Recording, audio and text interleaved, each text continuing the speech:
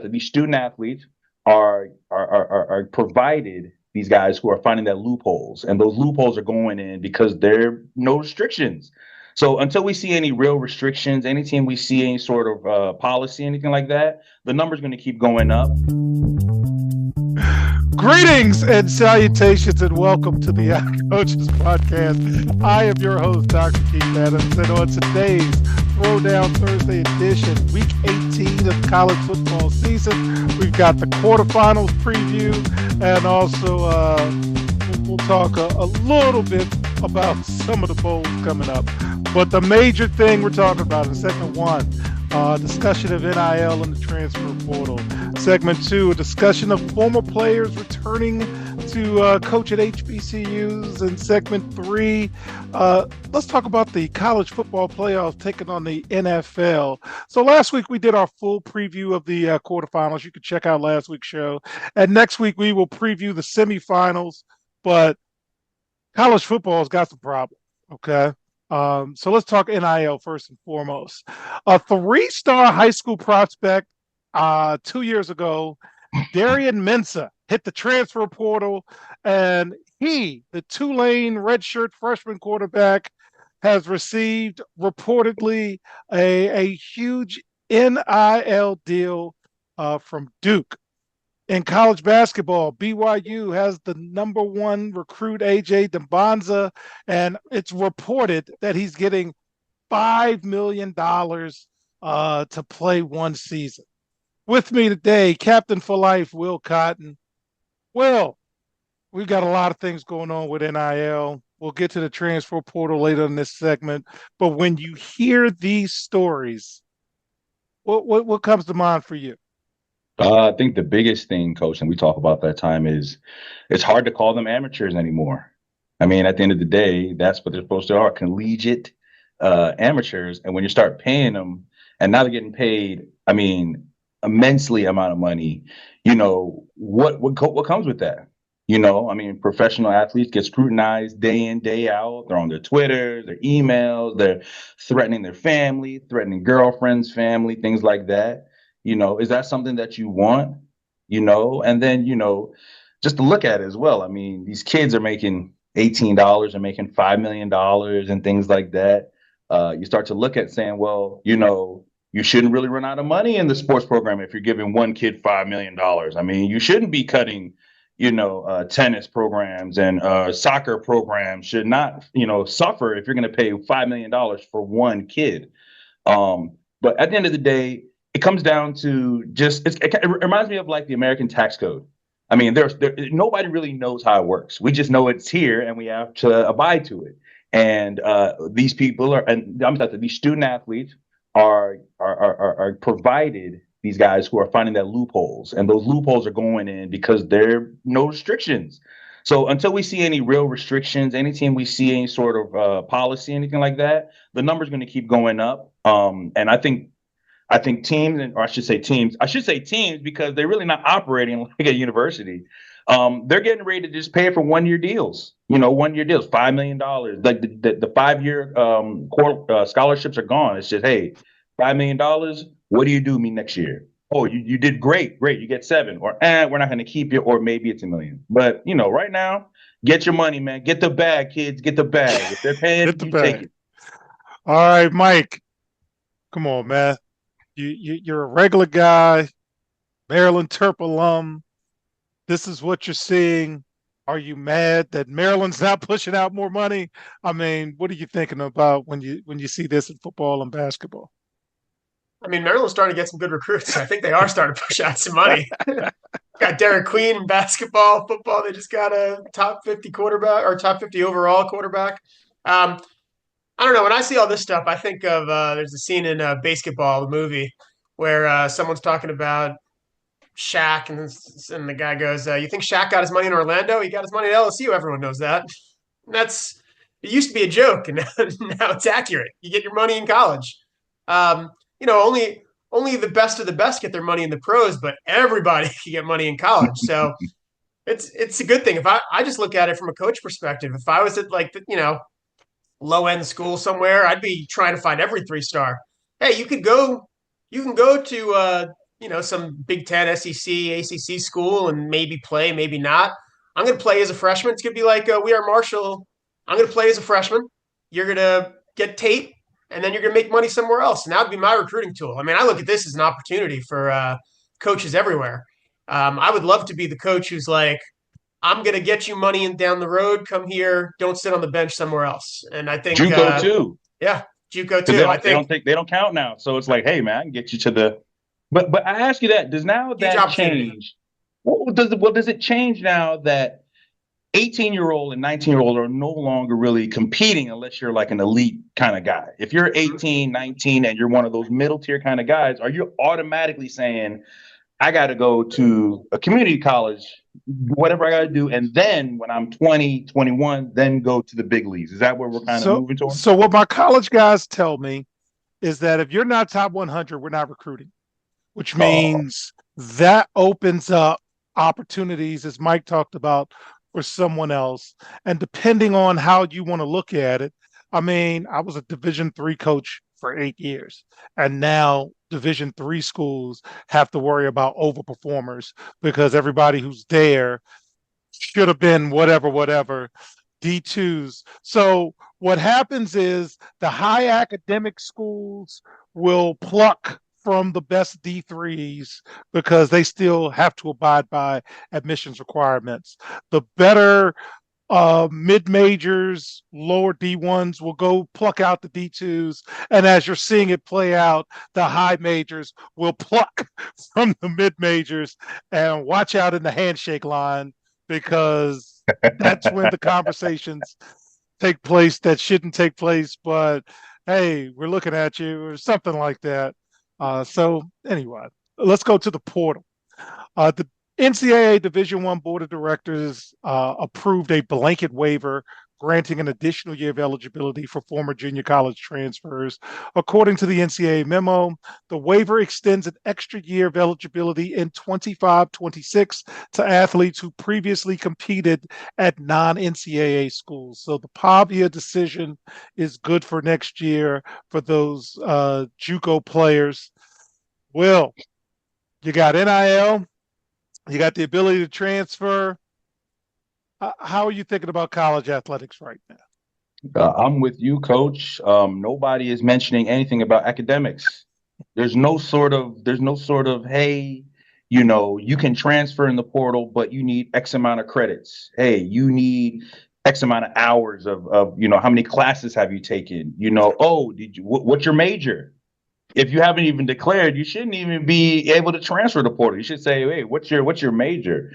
I think we're moving away from the academic portion of college football, and we're just moving straightly into entertainment. It's going to be sports and entertainment, and then it's, hey, we do a little education on the side. Don't worry about us. It's just unfortunate because I think there are things that you could put in that would limit a lot of the portal and limit a lot of the NIL, especially like GPA, credits. Are you taking a double major? Are you taking a single major?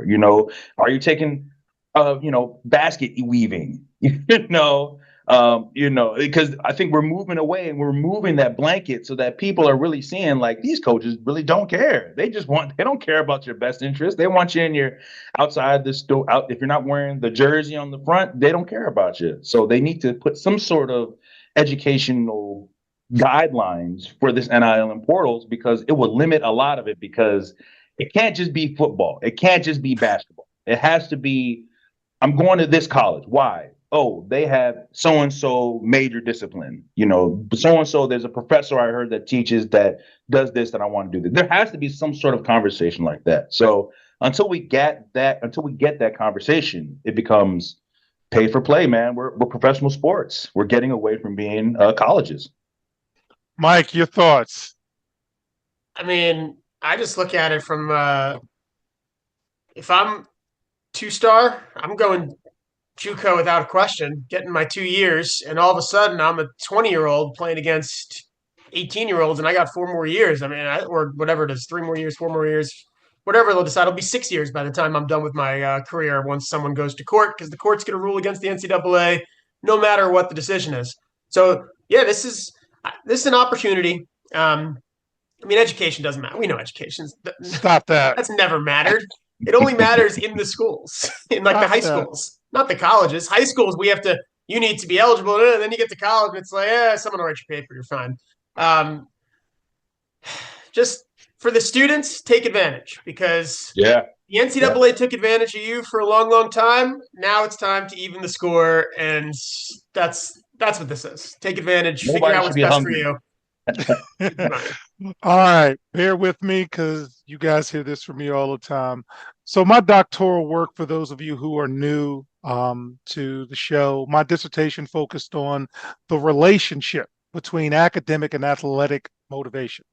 And according in my study, there is a statistically significant relationship between academic and athletic intrinsic motivation.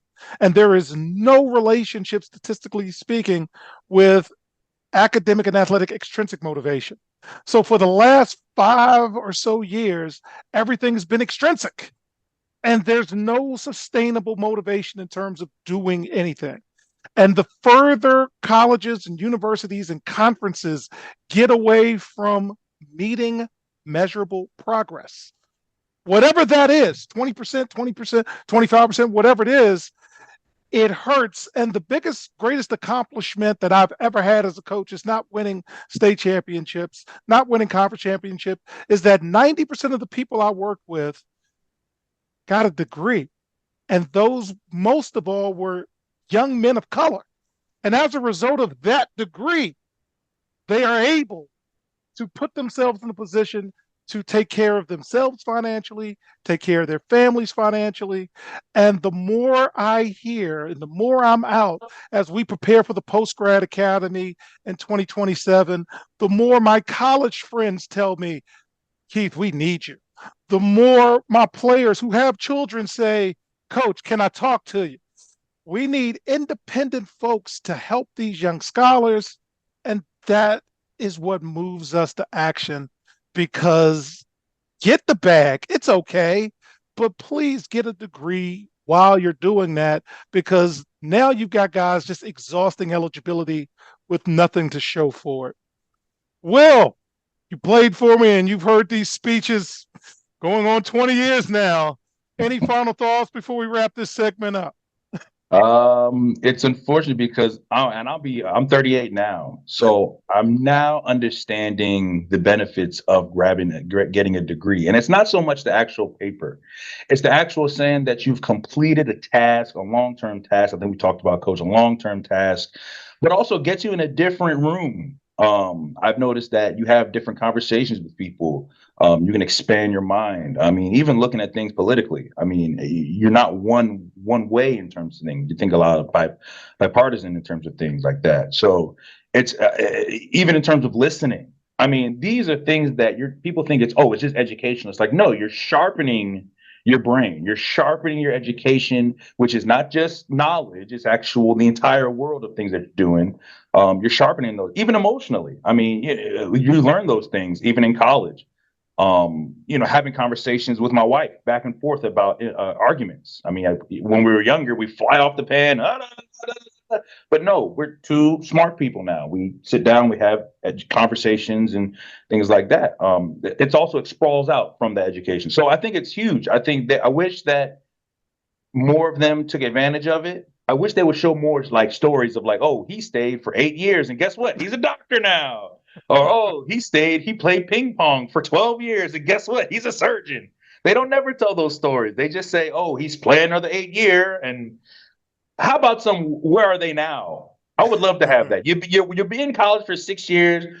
After 4 years, where have you been? What you doing? And that will be that will hurt a lot of people. People say, oh, he's not doing nothing.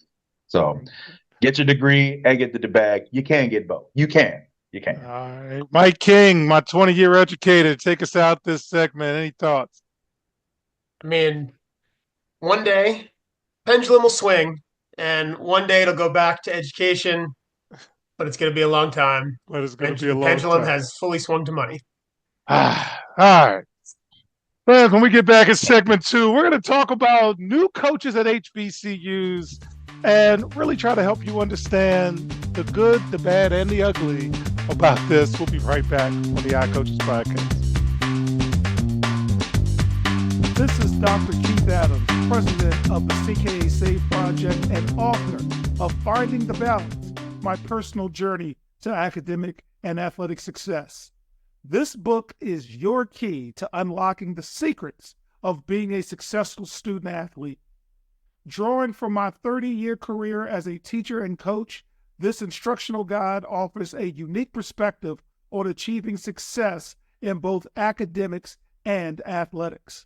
With over 15 personal stories and insightful antidotes, Finding the Balance is a must-read for student athletes, parents, coaches, teachers, and administrators. Visit www.ckasaveproject.org to get your copy and start finding the balance today. Welcome back to the Odd Coaches Podcast. In segment 2, we've got some new coaches at some HBCUs, but specifically in the MEAC. And one, before we even talk about Michael Vick at Norfolk State and Deshaun Jackson at Dell State, can we tell the world that this is not a new phenomenon? Doug Williams coached at Grambling, Hall of Famer Larry Little coached at Bethune-Cookman. I mean, these things have happened over the years. It's not new. It's just new to you. So let's just get that part out of the way. We're going to talk about Michael Vick first. I've got a lot of family that graduated from Norfolk State. They care about the Spartans. But here's the takeaway. Michael Vick said that he was talking to his high school coach a couple of weeks ago and told him that he wanted to be a football coach one day, a couple of years from now. And then Vic got a call from former Virginia Tech player Aaron Rouse, who's now a Virginia State Senator, and Norfolk State's athletic director Melody Webb, gauging his interest in becoming a coach. It wasn't an easy decision because he's living the TV life. And for his part, Vic said he's not going to be outworked. He's going to, recruit his home region. And yeah, it's tough to coach at Norfolk State. Deshaun Jackson, former Philadelphia wide receiver, he also said this is an opportunity for him to help write another chapter at Dell State. It's a once-in-a-lifetime moment. He has always wanted to coach at an HBCU, and now he has the opportunity. So before I get to my panel, point 5 is a rising junior wide receiver at DeMatha. We don't mind saying it. And we went to Dell State last year for a football combine, a little workout, and I try to take him like I would with my own players. And sometimes I'm not a dad, I'm a coach. And we went out to Dell State, and the first thing that the high school student athlete said was, I play in a better facility at my high school than this. That's the first thing he said. Second, it's all these strip malls. So we're looking at the equipment. We're looking at the field. Where's the practice facility? Because he's been to North Carolina. He's been to Maryland. He's been to JMU. He's been around. So this is the chatter that they have. So regardless of who was the coach, it's going to be hard. But when you got, I always wanted to coach, one day I'll do it. It's a dream of mine. Will Cotton has seen Coach Adams' car at the building at 6 o'clock, car still at the building 8:30. Mike King has seen Coach Adams leave a staff meeting to go watch some extra tape before game at night. That's work. That's coaching. And I just don't know if you're ready for all that you have to give because it's a selfless thing. Will, I'm going to start with you. Vic, Jackson, you saw the signings. What's your thoughts? I think, first of all, before we even start, 2 amazing athletes, amazing that we used to watch growing up. Never will question their skill set or even their knowledge of the game. But coaching is not really teaching the skill set. Coaching is management. It'll be interesting. So, I think both they're in their 40s now. So I'm getting close to that same age. So I understand the vibe that they want. You want to lead something. You want to be a leader. You want to continue in your profession. I think Vic will learn. It'll be has good. You can't just bring in your boys. Can't just bring your boys being your coaches. Same thing with Deshaun. Can't bring your boys. go out and treat it like a real job, and it will be very hard. And they're coming from programs where they didn't have to worry about money. Cal. I mean, unlimited money. Virginia Tech at the time, but you have to worry about anything. You're going to have to sell kids on poor facilities with an organization that isn't really all in with sports. I mean, they're not. They look, oh, let's hire Michael Vick. People will come, bet. As we've seen, Dion didn't get the support, so he left and he went to Colorado and he got a ton of support and he was able to succeed. Ed Reed, Ed Reed got fired because he went out and he ranted about, I guess it was like an office, like a football office or something. He ranted on it publicly and he got fired. I mean, Deshaun, Michael, these are the issues that you're going to into. You're going to run, you're going to run out of, you're going to find kids for sure. You'll find kids in the area. I mean, there's kids in Virginia that are going to be amazing. Delaware State, you got Jersey, definitely, and Maryland down the street. The problem is funding. That's where you find the struggle at. And if they don't get any support from the staff and the organization, then it'll be a short tenure. I don't think name won't just mean wins. It won't get wins.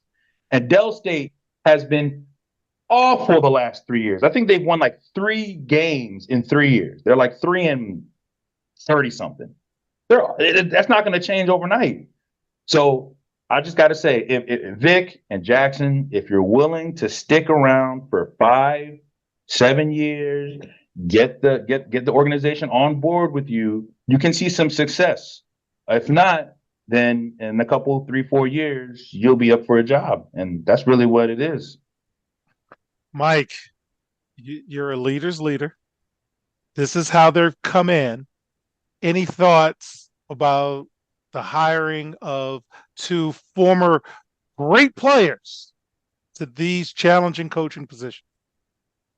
I think across sports, we tend to be very reactionary. Deion Sanders had a lot of success. Deion Sanders had Travis Hunter and his kid. Well, I was going to say Deion Sanders had a lot of success. So now let's find other former players from that same time frame. The difference is Deion Sanders is not just a historic athlete. Deion Sanders is a historic personality. So I think Deion Sanders is able to go into coaching and dominate because when he's in a room, he takes over a room. Michael Vick and Deshaun Jackson could be successful. Personality wise, I just know I hated Deshaun Jackson because he was so good and he beat the Giants. I hated him so much. But he wasn't. Neither of them are Deion Sanders in terms of when they're in the room. It's Deion Sanders' room. It's right. His. He takes over. So I think that leads to recruiting. I think that leads to coaching. I think there are skills that Deion Sanders has from his personality. The athlete thing, to me, as far as coaching, means nothing. You could be successful or not successful as a former athlete. It's everything else for coaching. And Deion, I think, has a lot of those personality traits that lead to success. We'll see what happens with Michael Vick, Deshaun Jackson, but it is going to be a lot of work. Deion's able to go into a room and get the number one kid in the entire country to follow him. And they went 27-6 his first 3 years. I mean, he did extremely well. He went to Colorado off of extreme success, and then built Colorado because, again, he was able to recruit not an offensive line, but everything else based on his personality. I think Michael Vick and Deshaun Jackson are going to have to do some of the coaching because I don't know if they're going to recruit as easy as Deion. Deion is he's a unicorn. Again, maybe the greatest athlete or one of the great athletes, but he matches that with his personality that no one else does. I don't think you could think of another Deion across sports in that regard, and that's why I think he's such a successful coach. All right, so Coach Adams is going to give Coach Vick and Coach Jackson just a little bit of advice. A little bit of advice, you can take it or leave it. 1, get yourself an old head on your bench, on your sidelines, somebody that's a veteran who can walk you through the mess you're going to get yourself in, because when you're an elite player, it's hard to transition because they can't do what you did. And one of the first lessons I learned as a coach, because I'm not going to lie, MVP of my team, and I'm in my school's Hall of Fame, but I had to be humbled really quickly. And I had to understand teaching. It's one of the reasons why I got a master's in teaching, which is the art of instruction, because if you're playing, you're trying to win, you're trying to play. So I had to stop playing. And Will tell you, I didn't want to do anything. I stepped to the side because I don't want to think about me. I want to think about you. So get yourself an old head.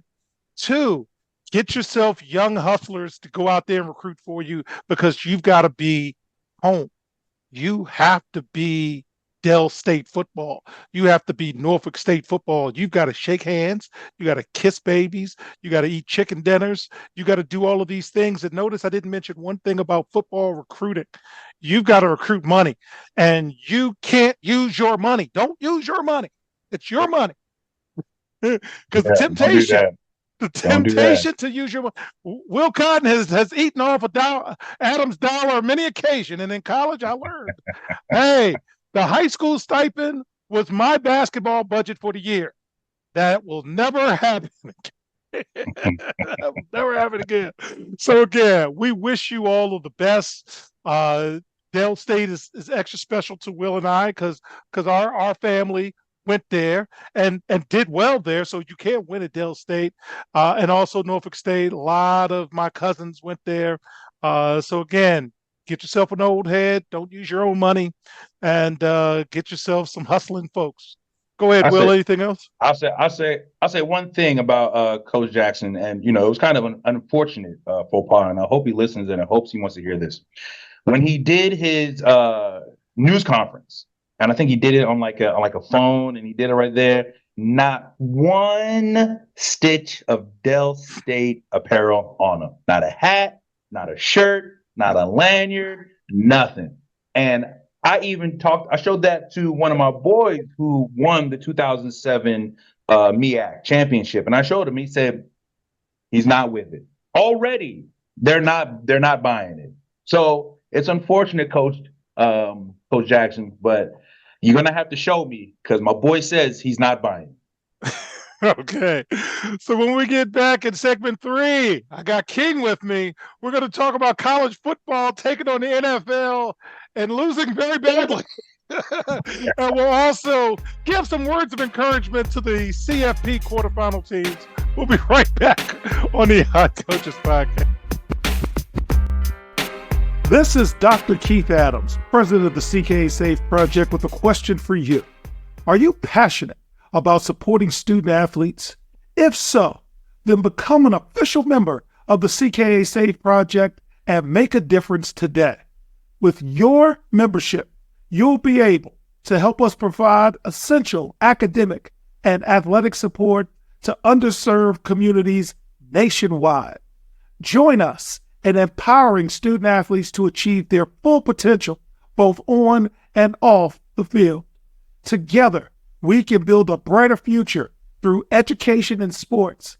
Visit ckasafeproject.org and choose your membership level now. $25 is a bronze level membership, $50 is a silver level membership, and $100 is a gold level membership. Be a part of the change. Become a member of the CKA Safe Project today. Welcome back to the Iron Coaches Podcast. And in segment 3, one of my favorite lines at meetings and with my friends is, how did you book this? A pair of NFL games last week drew a larger viewing audience than college football for the rollout of the 12-team playoff. So instead of having games on Friday, the NCAA, even though they have a contract with the NFL that says after Army, Navy, you guys have Saturday, said, no, we're going to play a triple header. And Clemson in Texas drew 8.6 million viewers compared with 15.4 million for the Steelers Ravens on Fox. ESPN, ABC, and others aired 2 games. Indiana, Notre Dame, 13.4 million on Friday night. Tennessee, Ohio State, 14.3 million on Saturday night. But there's no competing with the NFL. The overall average viewer was higher, but you didn't even sniff the NFL. Mike King, what are we doing, man? Leave him alone.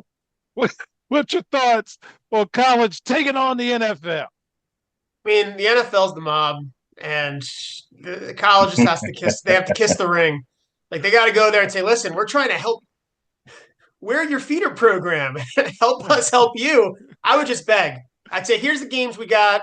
You got a superstar. This guy might be a top 3 pick. We'll put him where you. What slot do you want him to go in? Just give us something. Throw us something. A little meat off the bone. We'll do whatever you want. You get to control. Here's the board. When do you want the games?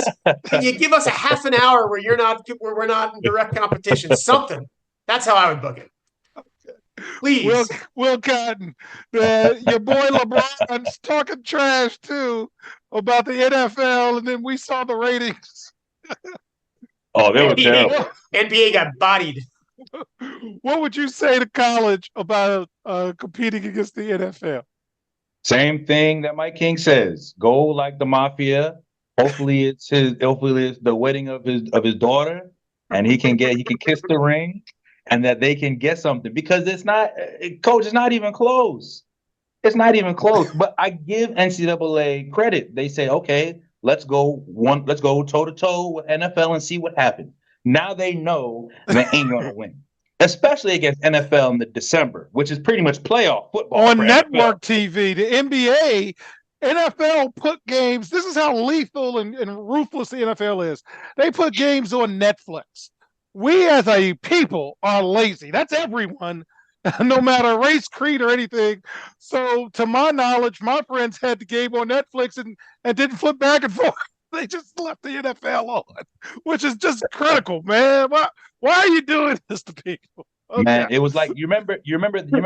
Most of you guys used to watch films. We're from that generation. Remember in Godfather 2, when the old Godfather was going around the village and people were like, they were showing them out. That's what they need. The NFL should just walk through, and people need to pay homage. If you don't pay homage, you're not getting any nothing. If you Can we don't have kiss you on the Tuesday? Can cheek, we have Wednesday at 11 a.m.? dude, they had so many days. I was looking at, I was like, man, there's really nothing on TV right now. Like there was Wednesdays they could have had, Thursdays they could have had. I mean, shoot, they could even have had. They could have been like, hey, please look, how about you just, we can get Friday. You guys can just do Saturday and Sunday, and can we get Friday? And I don't know. I guess they were arrogant. They thought they were the new playoff would do something, but the NFL is a monster, so they need to go and pay homage and then allow them to operate because it was not good. All right. So as we close, we want to provide some words of encouragement to the quarterfinal teams. I'm going to take Penn State myself because for years and years since the advent of this show, I've been rooting for James Franklin to do something, and every year I've been disappointed. And now you have an opportunity, Penn State, to win the big one. So as this airs, when you are about to play for a chance to move to the semifinals, I've got one question for Penn State. Can you win the big one? That's what I would be focused on in the locker room. Will, do you want to talk to Boise? Oh yeah, Boise. So Boise, it's going to be like when you go into a club that you weren't supposed to get in. Do everything until the lights come on.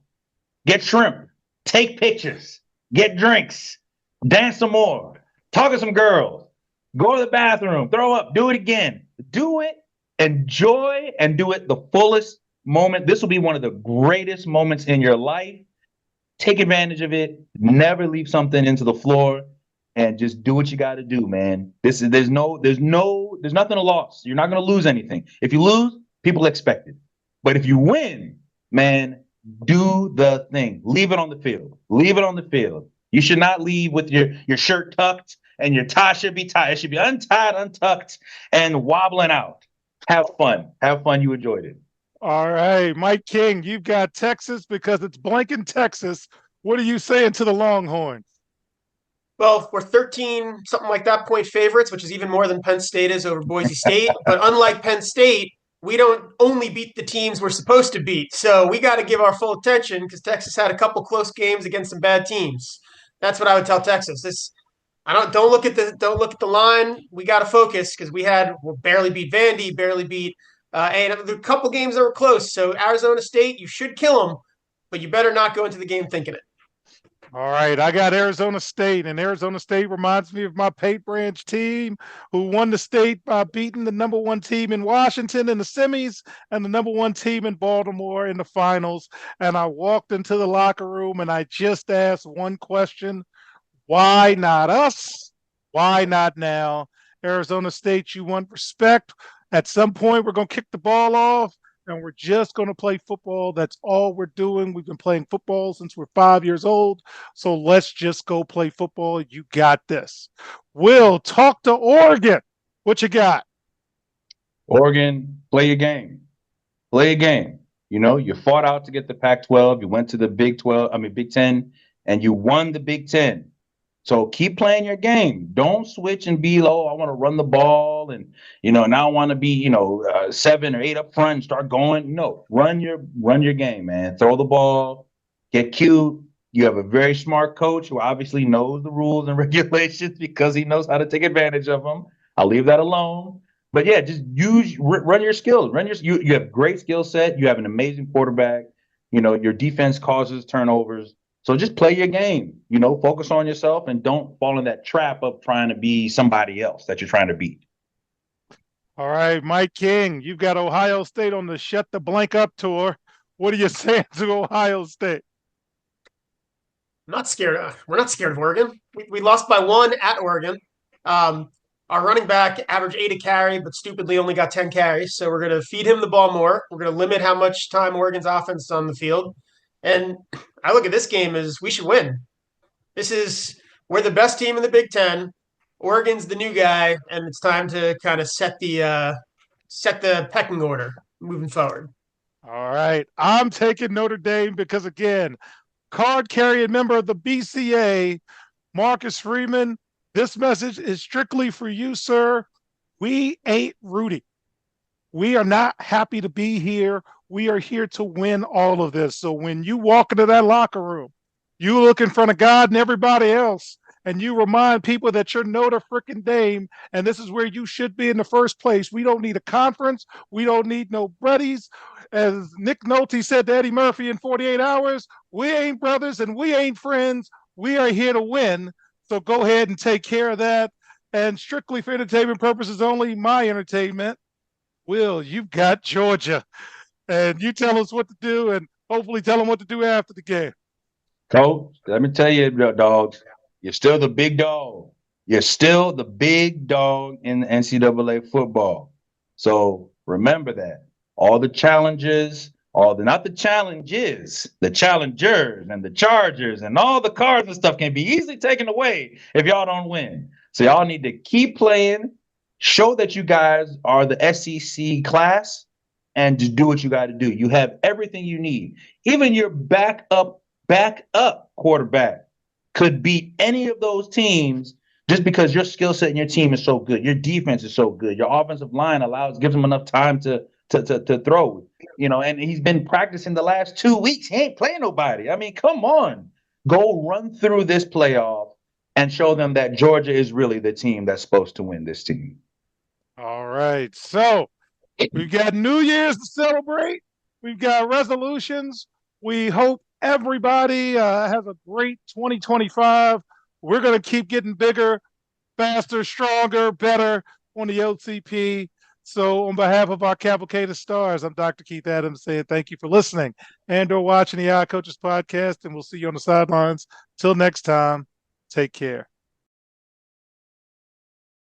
The Eye Coaches podcast is sponsored by the CKA Save Project. The CKA Save Project is an industry leader in providing student-athlete academic and athletic support. From assessing student-athletes' academic and athletic skills, to measuring and monitoring student-athlete academic progress, to improving student-athlete time management and organizational skills, the CKA Save Project provides wraparound services for student-athletes from middle school through college. For more information, visit us on the web at www.ckasaveproject.org or schedule a free consultation with Dr. Keith Adams by emailing cka@ckasaveproject.org. We hope you enjoyed today's show. The Odd Coaches podcast drops new episodes every Tuesday through Friday on most weeks. Make sure you subscribe to the Odd Coaches podcast on Apple Music, iHeartRadio, Podbean, Spotify, and YouTube. Follow the Odd Coaches podcast on Twitter and Instagram at Odd Coaches. Follow Dr. Adams on Twitter and Instagram at CKA Save Project. In addition, follow Coach Mike Francis on Twitter and Instagram at Coach Franchise, spelled Coach Franchize.